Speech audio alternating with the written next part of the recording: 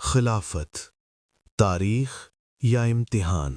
ریت کے ذروں پر چلتی ہوائیں، خاموش راتیں، اور ایک ایسا لمحہ جس نے تاریخ کا رخ بدل دیا۔ یہ وہ وقت تھا جب آپ اس دنیا سے پردہ فرما چکے تھے اور امت مسلمہ ایک سوال کے سامنے کھڑی تھی، اب قیادت کون کرے گا؟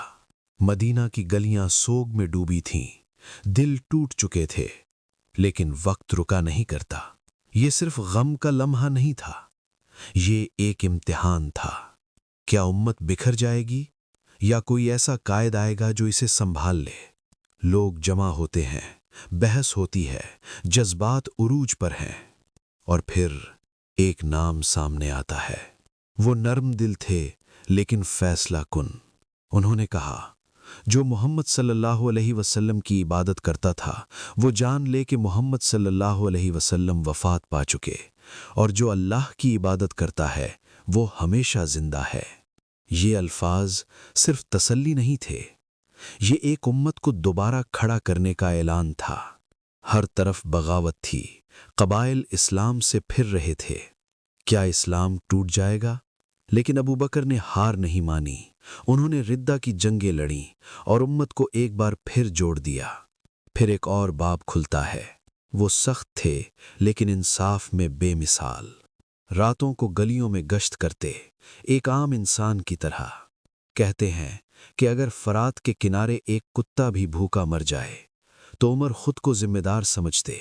وقت بدلتا ہے اور ذمہ داری آتی ہے۔ عثمان رضی اللہ عنہ کے کندھوں پر۔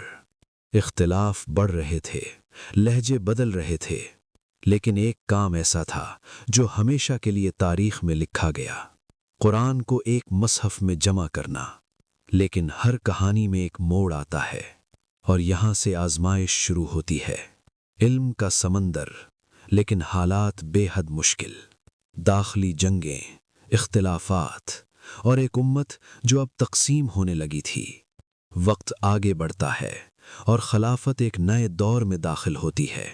دارالحکومت دمشق منتقل ہوتا ہے، سلطنت پھیلتی ہے، لیکن سوال اب بھی باقی ہے۔ کیا یہ وہی خلافت ہے یا کچھ بدل چکا ہے؟ پھر آتا ہے ایک نیا عہد۔ بغداد علم کا مرکز بن جاتا ہے۔ کتابیں، ترجمے، سائنس۔ یہ صرف حکومت نہیں تھی، یہ ایک تہذیب تھی۔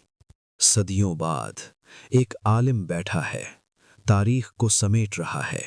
وہ صرف واقعات نہیں لکھ رہا، وہ سبق دے رہا ہے کہ خلافت صرف طاقت نہیں، امانت ہے۔